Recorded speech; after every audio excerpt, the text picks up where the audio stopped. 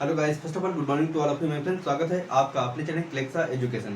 Guys, इस video में हम लोग सीखने वाले हैं third order of reaction, means Hindi में बोले तो तृतीय कोट की अभिक्रिया। इसमें अगर आप लोग यूट्यूब में ये वीडियो देख रहे हैं तो आप लोग सारी चीज़ें देखेंगे।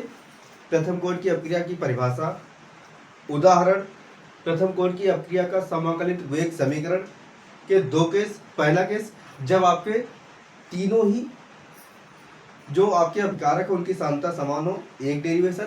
दूसरा डेरिवेशन आप सीखेंगे कि जब आपके अभिकारक की तीनों की सांद्रताएं समान ना हो।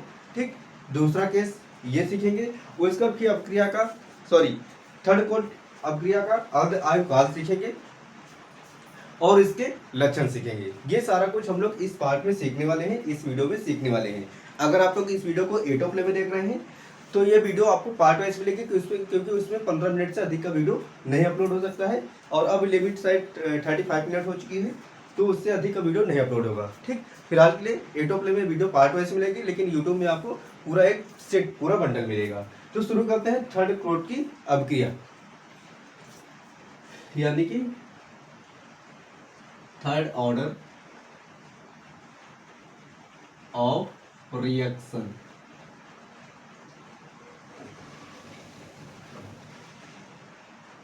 REACTION reaction. चलिए शुरू करते हैं।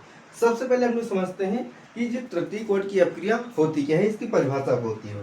ठीक, तो आपको हमेशा याद रखना है वह रासायनिक अभिक्रिया जिसमें अभिक्रिया का वेग अभिकारक की सांद्रता के तृतीय घात के समानुपाती होता है, अभिक्रिया तृतीय कोट की अभिक्रिया कहलाती है। एक बार फिर से स्टेटमेंट समझते हैं। वह रासायनिक अभिक्रिया जिसमें अभिक्रिया का वेग अभिकारक की सांद्रता के 3 घात के समानुपाती होता है, अभिक्रिया तृतीय कोट की अभिक्रिया कहलाती है। तो हम लोग लिखते हैं वह रासायनिक अभिक्रिया, वह रासायनिक अभिक्रिया जिसमें अभिकारक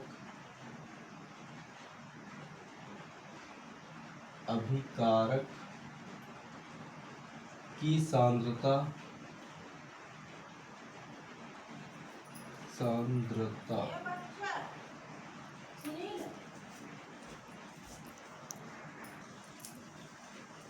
वह रासायनिक अभिक्रिया जिसमें अभिकारक की सांद्रता क्या होती है, अभिक्रिया के वेग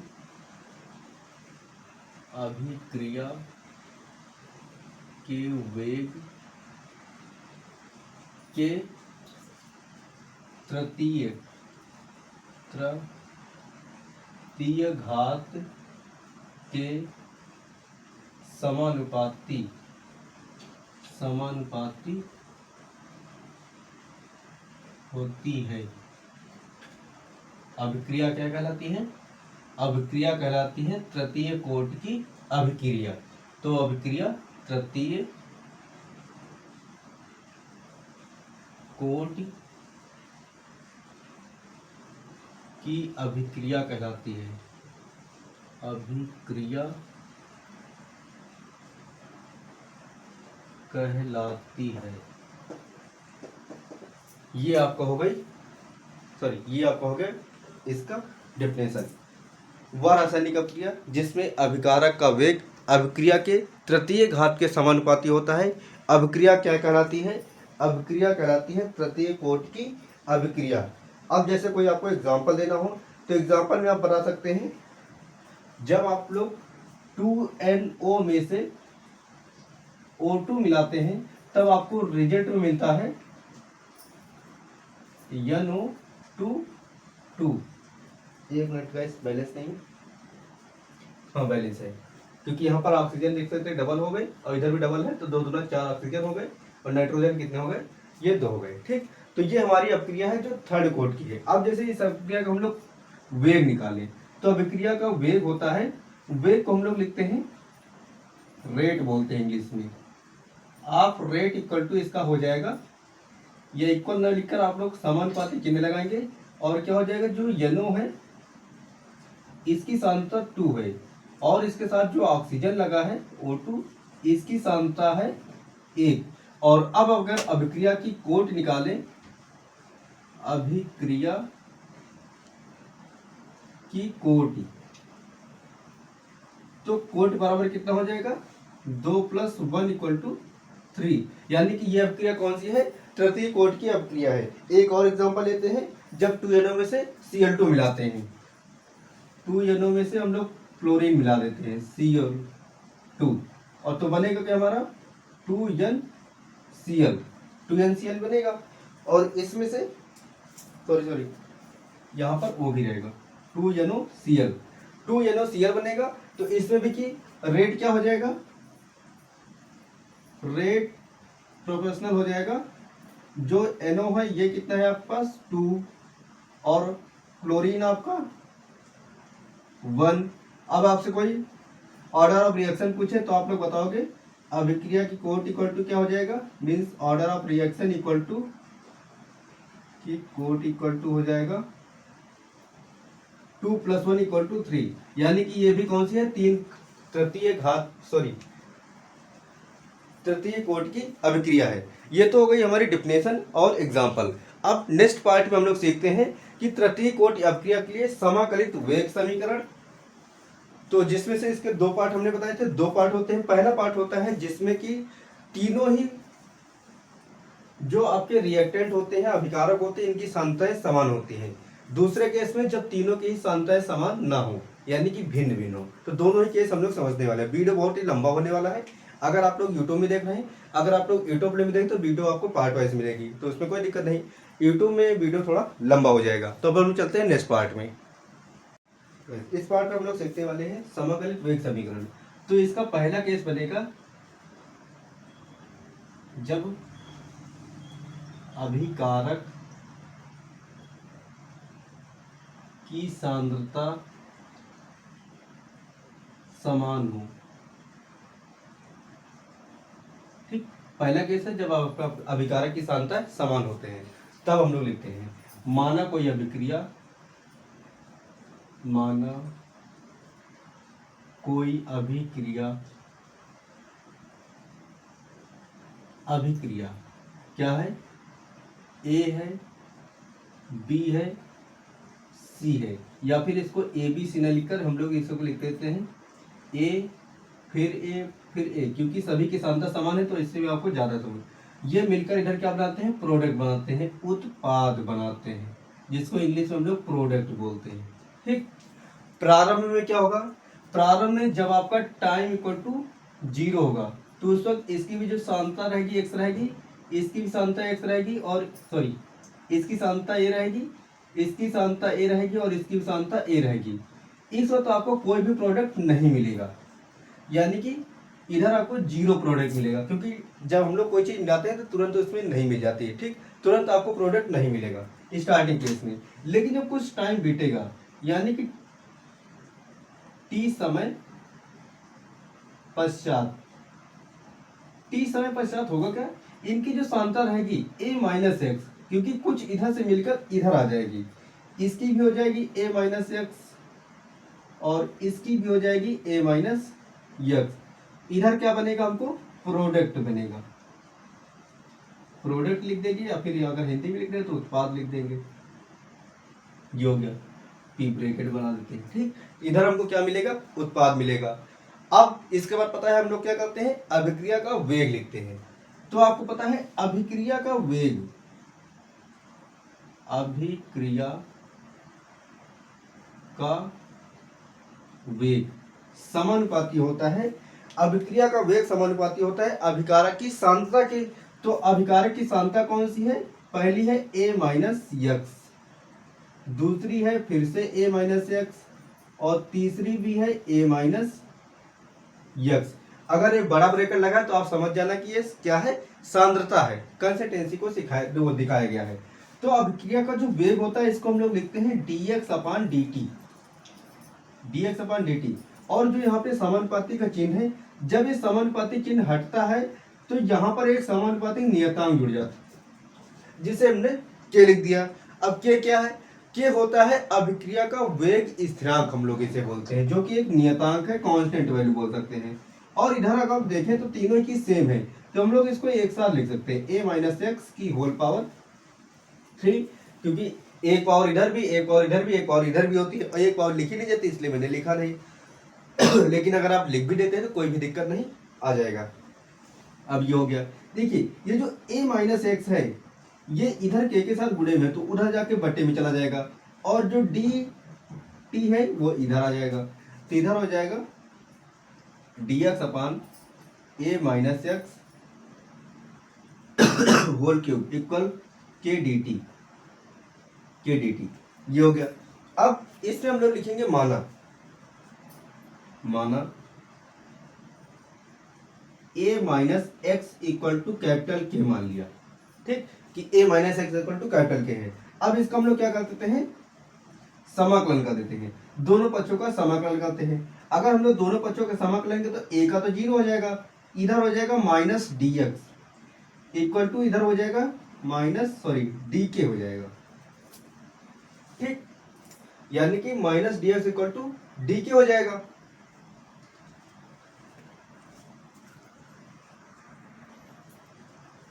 एक मिनट, यहाँ पर टी है ना, तो हम लोग टी नहीं मानेंगे, हम लोग सॉरी के है ना, इसलिए हम लोग यहाँ पे टी मान लेते हैं, ये टी मान लेते हैं, तो इधर भी हो जाएगा डी टी, ठीक, तो टी मान लेते हैं, इधर आ गया हमारा टी आ गया। अब हम लोग क्या करते हैं, ये जो मान हमने माना है ये चीज यहाँ पे पुट कर देते हैं। जैसे कि यहाँ पर आपके पास डी एक्स था, तो आपको पता है डी एक्स बराबर हो जाएगा अब माइनस डी टी हो जाएगा, उधर से माइनस इधर आ जाएगा, तो इधर हमने लिख देना माइनस डी टी बटे A minus X equal to T माना है, टी हो जाएगा T cube equal to K D T है, के डी टी रहने देते हैं। अब क्या करेंगे, दोनों पक्षों का समाकलन करने पर, तो इधर भी हमने समाकलन चिन्ह बनाया, इधर भी समाकलन चिन्ह बना दिए। अब देखिए जो टी क्यूब है इसको हम लोग ऐसा लिख सकते हैं, टी की पावर माइनस 3 डी टी समानुपाती चिन्ह, इधर अगर के क्या है कांस्टेंट वैल्यू है, तो कांस्टेंट वैल्यू बाहर आ जाएगी, अंदर क्या बचेगा डी टी, ये हो गया। अब n की पावर x की पावर n वाला फार्मूला लगाएंगे समाकलन में। तो x की पावर n का समाकलन होता है x की पावर n प्लस 1 बटे n प्लस 1, ये आपका फार्मूला होता है। तो सेम फार्मूला हमको अप्लाई कर देना है, तो चलिए अप्लाई करते हैं। यहां पर हमारे पास हो जाएगा, जब इसका हम लोग समाकलन करेंगे तो t की पावर -3 प्लस 1 बटे -3 प्लस 1 इधर हो जाएगा, और इधर हम लोग देखेंगे तो इधर देखिए के रहेगा, dt का समाकलन में से केवल t आ जाएगा और प्लस c कांस्टेंट जुड़ जाएगा। तो इसको जरा ठीक कर लेते हैं हम लोग। तो जब इसको ठीक करेंगे तो इधर हो जाएगा t की पावर -2 बटे -2 इक्वल टू आ जाएगा के टी प्लस c, ये हो जाएगा। और ये जो t की पावर -2 ऊपर माइनस में नीचे आके प्लस हो जाएगा, तो इसको हम लोग कुछ लिख सकते हैं ऐसा,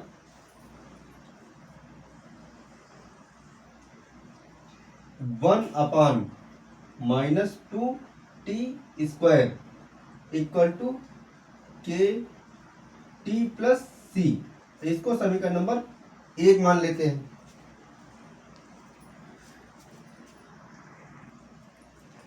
और उसके बाद देखिए यहाँ पर जब हमने dx बराबर dt लिखा तो यहाँ पर माइनस था, यहाँ पर माइनस था, यहाँ पर माइनस था, तो यहाँ पर ये वाला जो माइनस था इस वाले माइनस से कट जाएगा, सॉरी अभी ये माइनस रहेगा, उसके बाद यहाँ पर माइनस है, अब आखिरी में ये वाला माइनस इससे कट जाएगा, तो यहाँ पर ये वाला माइनस बचेगा नहीं।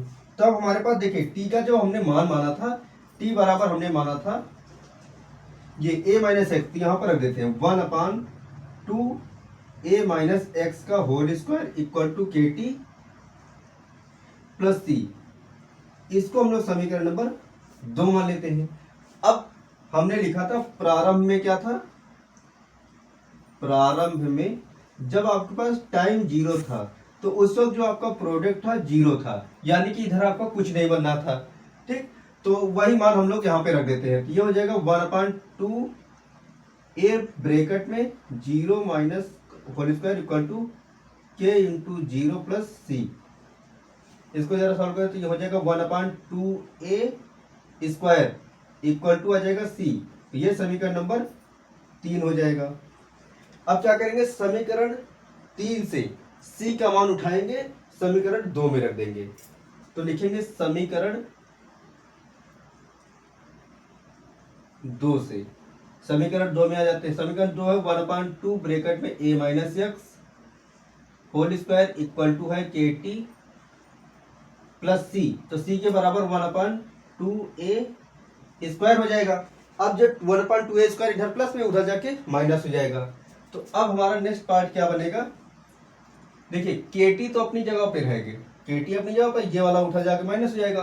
तो उधर हमारे पास पहले से 1/2 ब्रैकेट में a माइनस एक्स का whole square plus 1/2a square, ये हो गया। अब इसमें हम लोग क्या करेंगे, के टी को ऐसे रहने देते हैं, a इधर से 2 को 2 से कॉमन कर लेते हैं, बचेगा 1/2 और अंदर ब्रैकेट में बचेगा 1/a माइनस एक्स का होल स्क्वायर प्लस इधर से बचेगा केवल a स्क्वायर। और इधर से जो आपका जैसे k का मान हम लोग ज्ञात करना, तो k बराबर हो जाएगा 1/2t ब्रैकेट में हो जाएगा 1/a माइनस एक्स का whole square plus 1/a square. और इसके बाद हम लोग क्या कर सकते हैं, इसके बाद हम लोग इसका तिर्यक का गुणा कर देते हैं, इसका इसके साथ गुणा कर देते हैं, इसका इसके साथ गुणा कर देते हैं। तो k बराबर हो जाएगा 1/2t ब्रैकेट, इधर तो आ जाएगा a स्क्वायर प्लस इधर a माइनस एक्स का होल स्क्वायर है, तो a माइनस एक्स का होल स्क्वायर लिख दिया बटे a स्क्वायर ब्रैकेट में a माइनस एक्स का होल स्क्वायर हो जाएगा। अब a माइनस एक्स का होल स्क्वायर हम लोग खोल देते हैं, तो अगर इसको हम लोग खोलेंगे, सॉरी, और यहाँ पर देखिए जब उस साइड गया तो ये माइनस हो गया था, यहाँ पर माइनस हो जाएगा, इधर माइनस हो जाएगा और ये वाला टर्म माइनस हो जाएगा और यहाँ पर माइनस हो जाएगा। तो k बराबर आ जाएगा 1/2t, अंदर आ जाएगा a square minus a square, फिर होता है b स्क्वायर, तो b की जगह पर x है और बाहर वाला माइनस जब आ जाएगा तो यही हो जाएगा माइनस का एक्स स्क्वायर, और फिर माइनस 2a भी होता है तो माइनस हो जाएगा 2ax होगा, और बाहर वाला माइनस जब अंदर आएगा तो यही प्लस का बन जाएगा। और बटे में आपके पास क्या रहेगा, a स्क्वायर ब्रैकेट में a माइनस एक्स का होल स्क्वायर, a से कट गया, बचा हमारे पास k बराबर 1/2t, अंदर ब्रैकेट में है 2ax minus X square upon a square a minus X whole square. और यही हमारा हो जाएगा प्रतिकोटि अभिक्रिया का समाकलित वेग समीकरण, जब हमारी तीनों सांद्रताएं क्या हो, समान हो। ये हमारी पहली शर्त हो गई।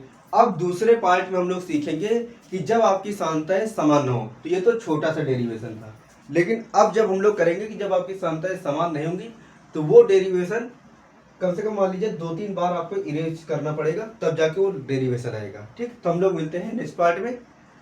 क्या टॉपिक रहेगा हमारा, जब अभिकारक की सांद्रता समान नहीं होती है। हेलो स्टूडेंट, इस पार्ट में हम लोग सीखने वाले हैं प्रतिकोटि अभिक्रिया के लिए समाकलित वेग समीकरण, जब आपकी सांद्रताएं क्या होंगी, भिन्न होंगी या समान नहीं होंगी। तो शुरू करते हैं। माना कोई अभिक्रिया, माना कोई अभिक्रिया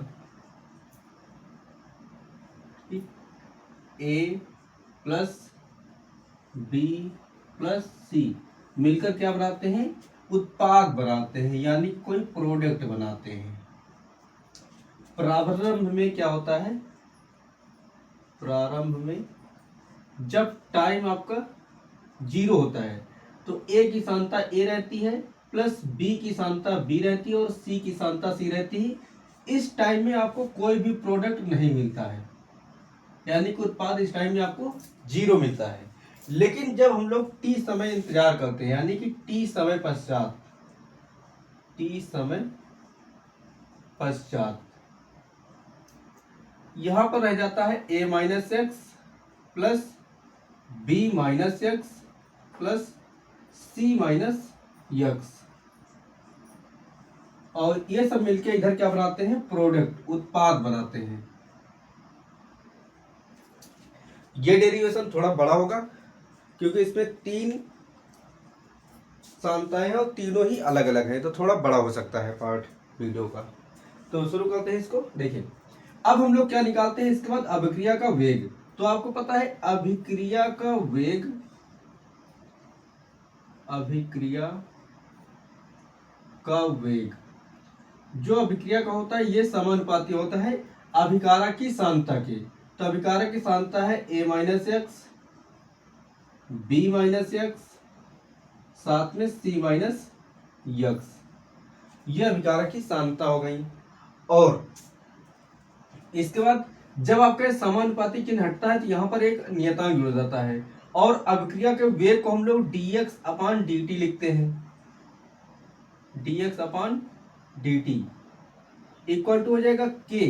जब ये समानुपाती चिन्ह हटाते तब यहाँ पे हमने k जोड़ दिया, और k क्या है, हमारा वेग स्थिरांक है, ठीक, जो कि कांस्टेंट है। और यहाँ पे हो जाएगा a minus X, B minus X, और इधर हो जाएगा c माइनस एक्स हो गया। एक ही इधर देखिए कि ये सब k के साथ इधर गुणे में है, तो उधर जाके बटे में चले जाएंगे, तो इधर हो जाएगा dx upon a minus X, B minus X upon c minus X equal to हो जाएगा k dt, ये इक्वेशन नंबर फर्स्ट हो जाएगी, ठीक। या फिर अगर इसको, हाँ, और इसको क्या करना है, हमें समाकलन करना है, तो यहाँ पर हमने ऐसे समाकलन करना है। अब इसको समाकलन 1 मान लिए। आप लोग क्लास 12th में है और ये चीज बीएससी में आपको वापस रिपीट करना है, तो आपको समाकलन आना चाहिए। देखिए ये कोई साधारण समाकलन नहीं है, इसका हम लोग पार्शियल यानी कि इसको पार्ट में डिवाइड करके हम लोग इसका क्या निकालेंगे, समाकलन निकालेंगे, ठीक। तो ये उस मेथड से निकलेगा, इस सिंपल सा आपको समाकलन इसका नहीं निकलेगा, तो केवल इसी को सॉल्व करने में ज्यादा टाइम लगेगा, ताकि डेरिवेशन तो हमारा आसान है, ठीक। तो इसे भी चलिए सॉल्व करते हैं। इधर हमको दिया क्या गया है, dx upon a minus X, B minus X, C minus X. इसी को पहले हम लोग सॉल्व कर लेते हैं, तो हमारा आसानी से इसका जब सोल्यूशन आ जाएगा तो उसको समीकरण 1 में रख लेंगे, तो आसानी से काम हमारा बन जाएगा। तो चलिए सीखते हैं। सबसे पहले जो इसको अगर हम लोग करेंगे तो इसको हम लोग लिख सकते हैं 1 upon a minus X, B minus X, C minus X. इसका क्या करेंगे, पार्शियल यानी कि पार्ट वाइज तोड़ेंगे। तो इधर हो जाएगा a अपान a के साथ a वाला पद a minus X plus B upon B minus X plus C upon C minus X, ये हो गया। अब इसके बाद हम लोग क्या करते हैं, इधर जो आपके पास a minus X, B minus X और c माइनस एक्स है, इसको ले आते हैं इधर, समझे, ये इधर बटे में, तो इसको इधर ले आते हैं, तो ये इधर आकर गुणे में हो जाएगा। और जब गुणे में आ जाएगा तो इसके साथ भी आएगा, इसके साथ भी आएगा, इसके साथ भी आएगा। और इधर a माइनस एक्स ऊपर जब आएगा तो नीचे वाले a माइनस एक्स से कट जाएगा, तो बचेगा आपके पास b माइनस एक्स और c माइनस एक्स इधर बचेगा यानी कि ऊपर। और इसमें जब आएगा दूसरे वाले में, तो दूसरे वाले में भी क्या होगा, b माइनस एक्स कट जाएगा, बचे क्या, a minus x, c minus x. इसमें क्या बचेगा, a माइनस एक्स और b माइनस एक्स बचेगा। ये हो गया। चलिए इसको नोट कर लेते हैं, या फिर वीडियो थोड़ा लंबा होगा, चलिए कोई नहीं, नोट ही कर लेते हैं ताकि आपको आसानी से समझ में आ जाए। इधर इस पूरे पार्ट को हम लोग इधर ले आएंगे। तो सबसे पहले a है, a के साथ आएगा a minus X, B minus X और c माइनस एक्स, पूरे के बटे इधर है a माइनस एक्स, प्लस इधर है आपके पास b, तो b के साथ भी a minus x, b minus x, c minus X, और पूरे का बटा बी माइनस एक्स प्लस सी इधर है तो इधर आ जाएगा सी और फिर से A minus X B minus X C minus X और पूरे का बटा सी माइनस एक्स। तो अब देखिए सी माइनस एक्स से सी माइनस एक्स कटेगा, बी माइनस एक्स से बी माइनस से ए माइनस एक्स कट जाएगा। अब हमारे पास बचा क्या है, जो चीज बचा उसको नोट कर लेते हैं। इधर हमारे पास बचा है एक बराबर एक B minus X C minus x बच गया, और इधर हमारे पास बचा है प्लस बी ए माइनस एक्स और सी माइनस एक्स बच गया, और इधर आ जाएंगे तो सी ए माइनस एक्स बच गया और बी माइनस एक्स बच गया। अब इसमें हम लोग क्या करते हैं, इसको सॉल्व करते हैं। हम लोग ए और बी सी के मान लिखते हैं, ए बी सी के मान निकालेंगे और इस ए बी सी के मान हम लोग यहाँ पर रख देंगे आके। इसको हम लोग समीकरण नंबर 2 मान लेते हैं। तो चलिए इससे मान निकालते हैं। अब देखिए एक में हमने क्या लिखा था, ए माइनस एक्स। तो गाइस अब हमें यहाँ पे करना क्या होगा, हमें ए बी सी के मान ज्ञात करने होंगे। तो ए बी सी का मान ज्ञात करने के जैसे यहाँ पे देखिए एक्स माइनस ए है, तो इस एक्स माइनस ए को हम लोग बराबर 0 करेंगे, तो एक्स बराबर हम लोग ए रख देंगे। बी का मान ज्ञात करने के लिए एक्स माइनस बी बराबर 0 कर देंगे, तो एक्स बराबर बी रख देंगे, इसमें एक्स बराबर सी रख देंगे। इस ओकेजन में इसमें जब रखेंगे तो ए बी सी के आपको मान निकल जाएंगे। तो चलिए निकालते हैं। जैसे कि पहले वाले पार्ट के लिए जब हमको ए का मान ज्ञात करना है तो हमने लिखा ए माइनस एक्स इक्वल टू 0, तो यानी कि ए बराबर यक्स आ गया, यानी कि जहां जहां पर हमको मिलेगा एक्स वहां पर हम लोग रख देंगे ए। तो चलिए रखते हैं। तो इधर हमारे पास था 1 इक्वल, इधर हमारे पास है ए और ब्रैकेट में हमको मिलेगा बी माइनस ए, फिर दूसरे ब्रैकेट में छोटा ब्रैकेट बनाते हैं सी माइनस ए प्लस बी, इधर हो जाएगा ए minus A C minus A plus इधर हो जाएगा सी टाइम्स ए माइनस ए और बी माइनस ए, ये हो गया। तो इसमें देखिए ए से ए कटेगा, इसमें भी ए से ए कट जाएगा, तो बी और सी वाले पर 0 हो जाएंगे। तो बचेगा हमारे पास 1 बराबर ए ब्रैकेट में आएगा बी माइनस ए और सी माइनस ए हो जाएगा। तो ये चीज इधर गुणे में तो उधर जाके बटे में हो जाएगा, तो ए बराबर आपके पास बचेगा 1 अपान बी माइनस ए और सी माइनस ए, ये बचा। इसको अगर हम लोग व्यवस्थित करें, यानी कि क्योंकि हमको सीरियल मैच करना है, तो सीरियल मैच करने के लिए हम लोग लिख सकते हैं ए बराबर इस b माइनस ए से माइनस कॉमन कर लेंगे। तो अगर माइनस कॉमन करेंगे तो ऊपर -1 हो जाएगा, नीचे हो जाएगा a माइनस बी और दूसरी साइड c माइनस ए। ये आपके a की वैल्यू आ गई। अब हमें b की वैल्यू पता करनी है, तो b की वैल्यू पता करने के लिए हम लोग क्या करेंगे, b की वैल्यू पता करने के लिए हमको पता है यहां पर b माइनस एक्स बराबर 0 है, b माइनस एक्स बराबर 0, तो b बराबर हम लोग क्या रखेंगे x, यानी कि जहां जहां कहीं भी हमको x दिखेगा वहां पर हम लोग b रख देंगे इस इक्वेशन में।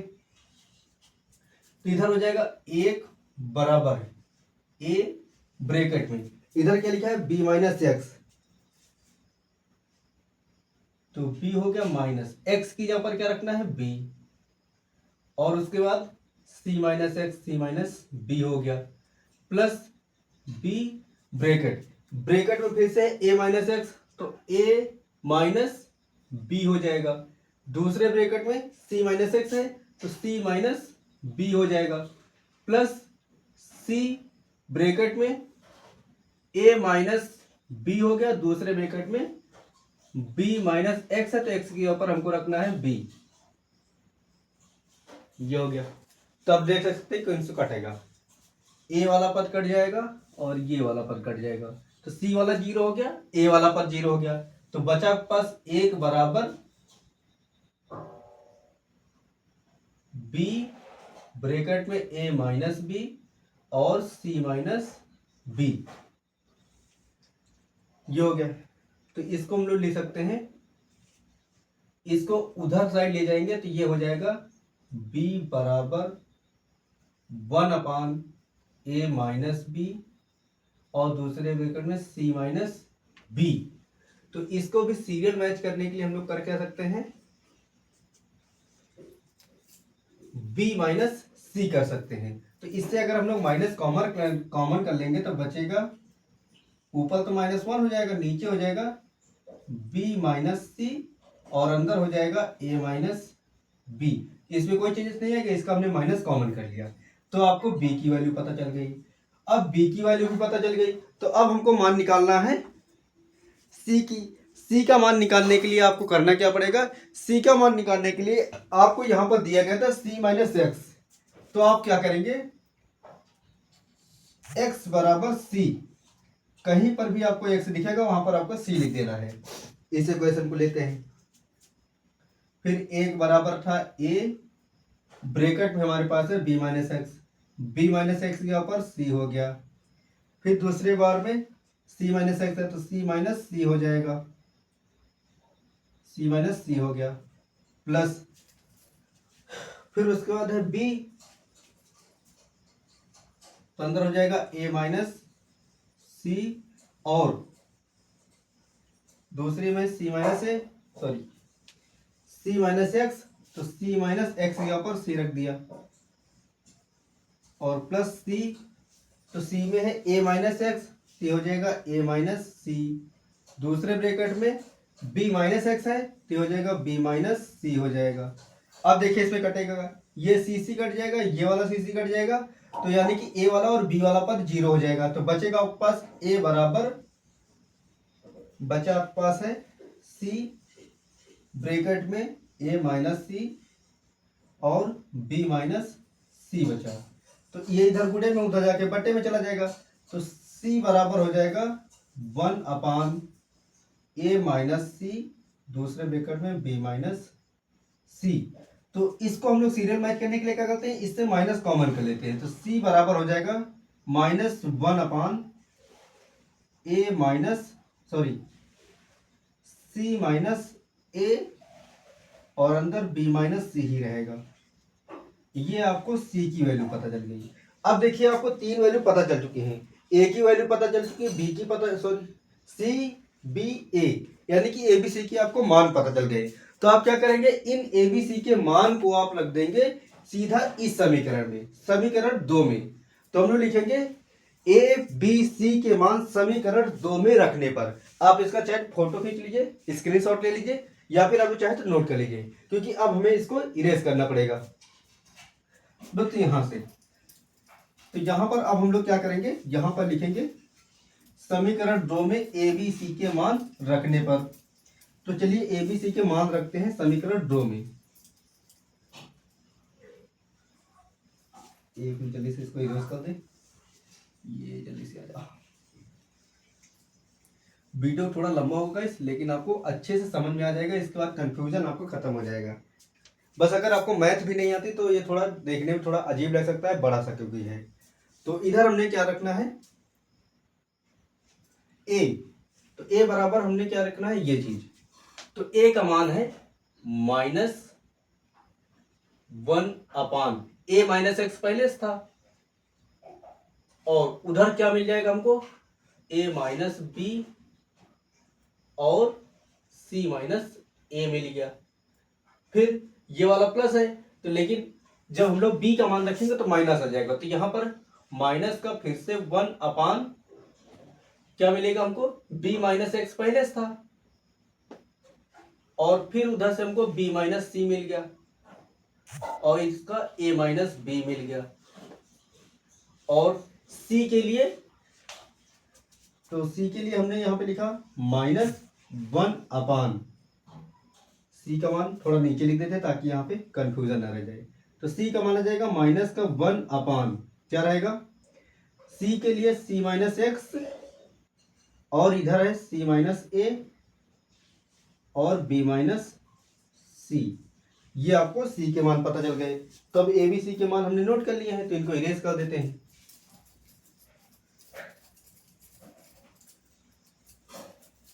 अब आपको क्या करना है, इस पार्ट को आपको ध्यान से देखना है। तो इस पार्ट को पहले यहाँ पे व्यवस्थित नोट कर लेते हैं ताकि आपको कंफ्यूजन ना रहे। तो इधर हमारे पास है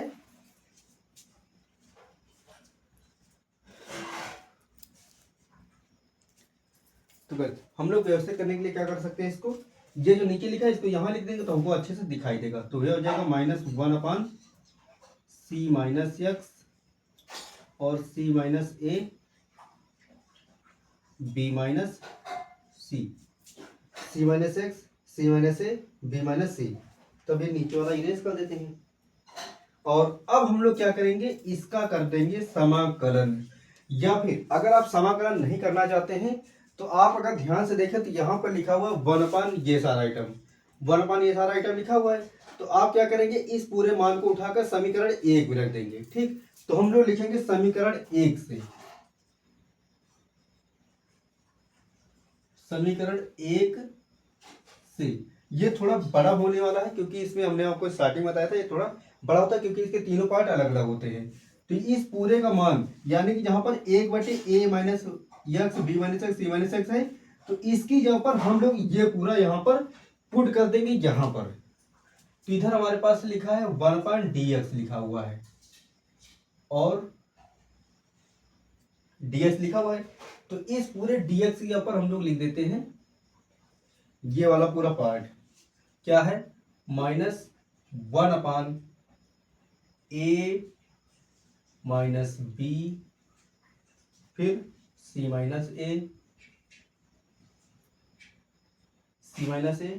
और a - x, फिर उसके बाद माइनस, फिर -1/, सेकेंड वाला पार्ट b - c, दूसरे ब्रैकेट में b - c, b - x, sorry b - c, a - b है, a - b, उसके बाद b - x, ये हो गया। और फिर -1/c - x और c - a, इसके बाद b - c, ये हमारा हो गया। और इसके साथ क्या था, dx इक्वल इधर क्या था, k dt। अब हम लोग क्या करते हैं, दोनों पक्षों का समाकलन करते हैं। तो अगर हम लोग दोनों पक्षों का समाकलन करें तो आपको पता है ये जो समाकलन है सबके लिए अलग अलग हो जाएगा। इसके साथ ये वाला dx आ जाएगा, इसके साथ भी dx आएगा और इसके साथ भी dx आ जाएगा। तो सबके लिए अलग अलग समाकलन होगा। तो समाकलन कैसे हो, देखिए ये वाला पार्ट तो कांस्टेंट है, बाहर हो जाएगा, सॉरी कांस्टेंट यानी कि अचर पद है तो ये बाहर हो जाएगा। तो बचेगा -1/a - b और c - a, तो बाहर हो गया। और उसका बचा क्या, 1/a - x। तो 1/a - x का समाकलन होता है log a - x हो जाएगा। और उसके बाद -x का जब फिर से समाकलन होगा x के सापेक्ष तो -1 आएगा। तो उस केस पे यहां पर एक माइनस आ जाएगा, ये हो गया। इसको आप चाहे तो ऐसे ब्रैकेट पे रख सकते हैं, ये हो गया।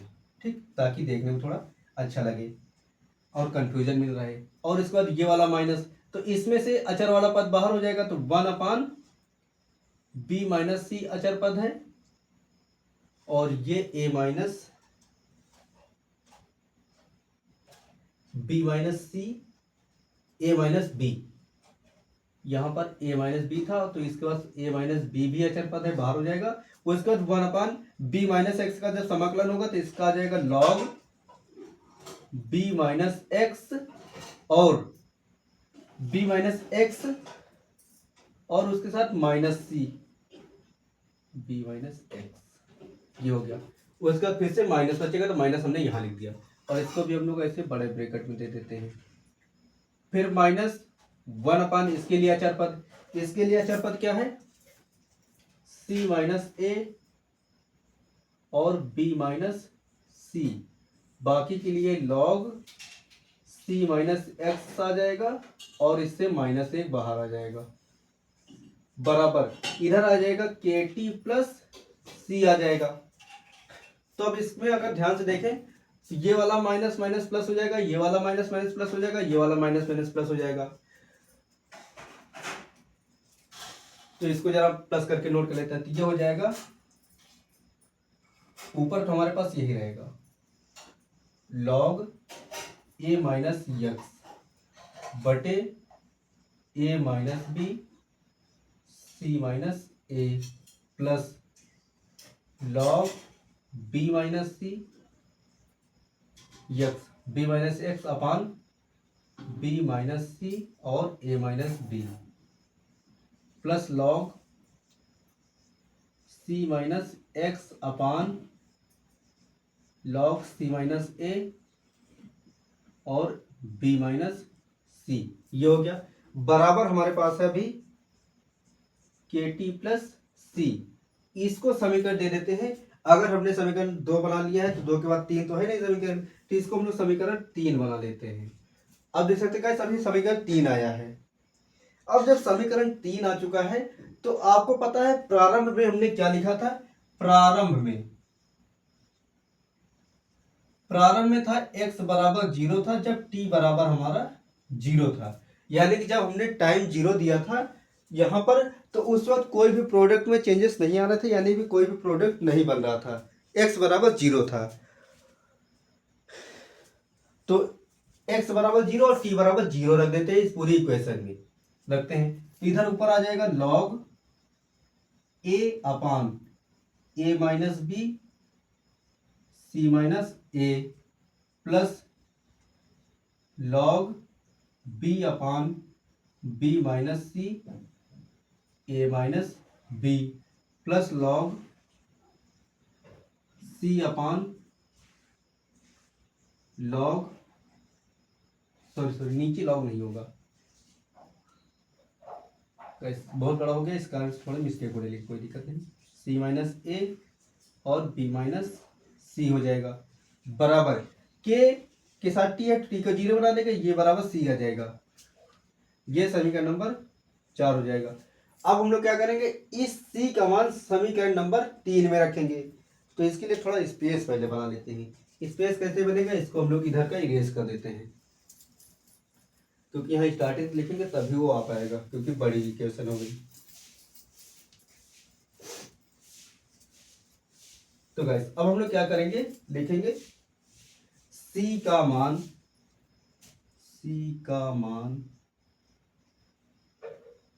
समीकरण 3 में रखने पर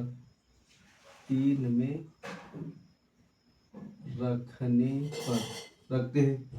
तो सबसे पहले इधर वाले में कोई चेंजेस नहीं, तो इसको नोट कर लेते हैं। log a minus X upon a minus B और c minus A plus log b minus X upon b minus C और a माइनस बी हो जाएगा plus log c minus X upon c minus A और b minus सी बराबर के T plus सी। तो ये पूरा लिखा c का मान। तो c का मान हमारे पास है log a upon a minus B C minus A और plus log b upon b minus C A minus B हो जाएगा plus log c upon c minus A B minus C. ये हो गया। तो अब आपको पता क्या है, अब हमें करना क्या पड़ेगा, ये सारे पद उस साइड लेके चले जाएंगे, केटी को अकेला छोड़ देंगे। ठीक, तो केटी रोकेंगे, बाकी सारे पद उधर चले जाएंगे। तो जब उधर जाएंगे तो ये केटी बराबर बचेगा क्या, तो इधर तो हमारे पास आ जाएगा केटी बराबर, ये वाले पद पहले रहेंगे।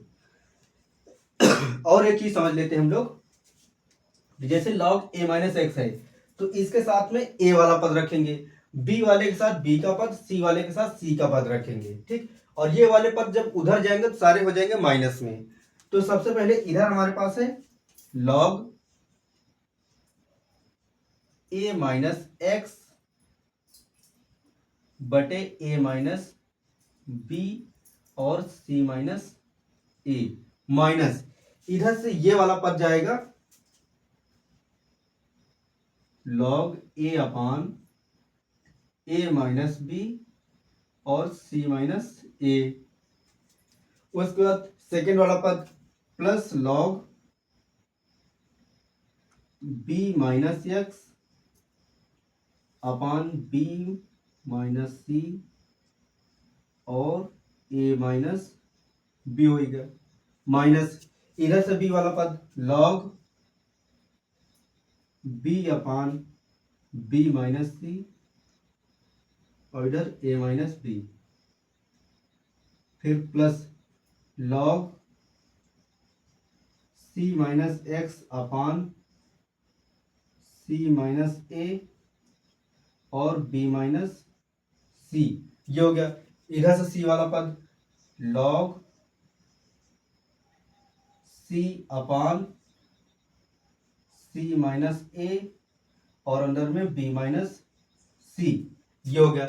अब अगर सब में आप ध्यान देखें, ध्यान से दें तो इसमें देख सकते हैं सी वाले पद में नीचे वाले दोनों पद सेम होते हैं, ए में भी सेम है, बी में भी सेम है और सी में भी सेम है। सी का सी के साथ सेम है, बी का बी के साथ सेम है, ए का ए के साथ सेम है।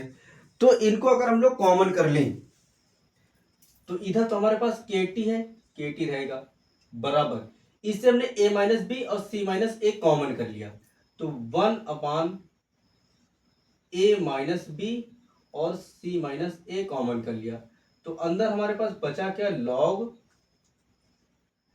ए माइनस एक्स माइनस लॉग ए, ये बच गया। सेकेंड वाले में आते हैं, सेकेंड वाले में आते हैं तो इसमें भी हमने 1 अपान बी माइनस सी कॉमन कर लिया तो बचा ए माइनस बी और अंदर बचेगा log B minus X minus log B और प्लस, अब सी वाले में आते हैं तो सी वाले में से कॉमन हो जाएगा 1 अपान सी माइनस ए और बी माइनस सी कॉमन हो गया तो अंदर बचेगा log B minus X minus log, sorry हम लोग सी वाला पार्ट करें तो सी माइनस एक्स बचेगा, सी minus X minus log c, ये हो गया। अब अगर आप ध्यान से देखें तो ये लिखा है log M minus log N, log M minus log N, log M minus log N. तो उस केस में यहां पर हो क्या जाएगा, लॉग एम माइनस एन बराबर होता है लॉग एम बटे एन, तो वो वाला फार्मूला यहां पे लग जाएगा। तो इधर हो जाएगा के T equal to 1 upon A minus B और सी माइनस ए, ये हो जाएगा log A minus X upon A plus 1 upon B minus C और ए माइनस बी, इधर हो जाएगा log B minus X upon B plus, फिर इधर आ जाएगा 1 upon C minus A B minus C और log C minus X upon C, ये हो गया आपके पास के टी बराबर। तो बस अब हम लोग करते क्या है, अब हम लोग पूरी इक्वेशन से a minus B minus C और c माइनस ए को कॉमन कर लेते हैं। तो कॉमन करने के नियम होता है जिसके पास होता है उससे हम लोग कॉमन कर लेते हैं, जिसके पास नहीं होता उससे गुणा हो जाता है। उदाहरण के लिए जैसे हम लोग a माइनस बी माइनस सी अगर हमने इससे कॉमन करना है तो जब कॉमन करेंगे तो इसमें a माइनस बी है और c माइनस ए है तो ये बच जाएगा, इसके पास क्या नहीं है b माइनस सी, तो b माइनस सी से इसमें गुणा हो जाएगा, इसमें किससे हो जाएगा, इसमें c माइनस ए से गुणा हो जाएगा, इसमें हो जाएगा लास्ट वाले में किससे गुणा हो जाएगा, इसमें a माइनस बी से गुणा हो जाएगा। इस कारण से ये क्रम बनेगा। तो हम लोग a minus B minus C और c माइनस ए कॉमन कर लेते हैं तो k बराबर हमारे पास आ जाएगा के टी बराबर 1 upon A minus B minus C और c माइनस ए हमने कॉमन कर लिया।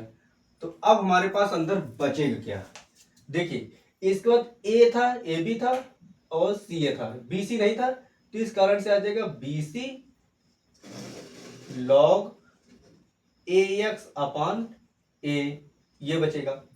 प्लस बी वाले में आते हैं, तो इसमें था बी सी था और ए बी था, सी ए नहीं था, तो इसमें आ जाएगा सी ए log B minus X upon B. Plus इसमें क्या करेंगे, इसमें a माइनस बी नहीं था, तो a माइनस बी बच जाएगा और log c minus X upon सी बच जाएगा। और इसे ही हम लोग बोल देंगे, और हाँ इधर t आप लोग ना रखकर इसको इधर ले आएंगे, इधर t आ जाएगा, t आ जाएगा। तो ये पूरा क्या हो जाएगा, तृतीय कोटि अभिक्रिया के लिए समाकलित वेग समीकरण हो जाएगा, जब आपकी सांख्यताएं क्या होंगी, समान नहीं होंगी। ये थोड़ा बड़ा डेरिवेशन है, ये खासकर 12th वगैरह में नहीं आता है, ये आपको मिलता है बीएससी में ही। तो अगर आप लोग बीएससी कर रहे हैं तो आपको ये जरूर से पढ़ना चाहिए। तो अब हम लोग नेक्स्ट पार्ट में सीखेंगे तृतीय कोटि अभिक्रिया के लिए अर्ध आयुकाल और उसके लक्षण। तो गाइस इस पार्ट में हम लोग सीखेंगे तृतीय कोटि अभिक्रिया के लक्षण और उसका अर्ध आयुकाल। तो सबसे पहले जो लक्षण होता है तृतीय कोटि अभिक्रिया में क्या होती है, अभिकारिक सांद्रता को अगर n गुना बढ़ाएंगे तो इसका जो वेग होगा वो 3 गुना बढ़ जाएगा। फिर दूसरा वेग स्थिरांक की जो इकाई होती है यानी मात्रक होता है, ये होता है मोल की पावर -2 लीटर स्क्वायर और सेकेंड इनवर्स होता है। जो इसका वेग होता है, वेग का मात्रक होता है mole litre inverse second inverse, ये होता है। इसका जो इसको पूर्ण होने में भी अनंत समय लगता है, इसका मतलब ये वाली अभिक्रिया भी कभी नहीं पूरी होती है। ये हो गया। इसके बाद इसका आता है अर्ध आयुकाल। तो इसके लिए समाकलित वेग समीकरण जो आपके पास होता है k बराबर 1/2t ए स्क्वायर ए माइनस एक्स का होल स्क्वायर और ऊपर 2a एक्स, ये इसका समाकलित वेग समीकरण होता है जब इनकी अभिकारक की सांद्रता क्या थी, समान थी। तब हमने आपको ये बताया था। अब हम लोग अर्ध आयुकाल पढ़ रहे हैं तो हमको t बराबर रखना है t50 और x बराबर क्या हो जाएगा, a/2 हो जाएगा। ये हमें इसमें मान रखने हैं, चलिए रखते हैं। तो k बराबर आ जाएगा 1/2 t50, t50 2 इंटू ए इंटू एक्स बराबर a/2 बटे, तो इसमें हो जाएगा a बराबर तो कुछ नहीं तो a स्क्वायर रहेगा, ब्रैकेट में a माइनस एक्स a/2 हो जाएगा होल स्क्वायर। तो इधर t हाफ है, t हाफ को उधर रख देते हैं, t50 बराबर जाएगा, इधर ये कट जाएगा, तो बचेगा आपके पास a स्क्वायर अपान 2k और ये वाला a स्क्वायर, इधर एक में से अगर आधा घटेगा तो बचेगा आधे का स्क्वायर बचेगा, a स्क्वायर से a स्क्वायर कटेगा तो बचेगा t हाफ बराबर 4/a स्क्वायर और 2k, ये आपके पास आ जाएगा। और इसके बाद 2k से इधर आ जाएगा 2, यानी कि आ जाएगा t50 equal to 2/ka square, ये हो जाएगा। और इसको हम लोग लिख क्या सकते हैं, क्योंकि ये तो कांस्टेंट है, 2 से कोई मतलब नहीं, तो t50 समानुपाती हो जाएगा सॉरी विद क्रमानुपाती हो जाएगा 1/a स्क्वायर, 1/a स्क्वायर हो जाएगा। और यही हो जाएगा अभिक्रिया का अर्ध आयुकाल। अब हम लोग मिलेंगे नेक्स्ट पार्ट में।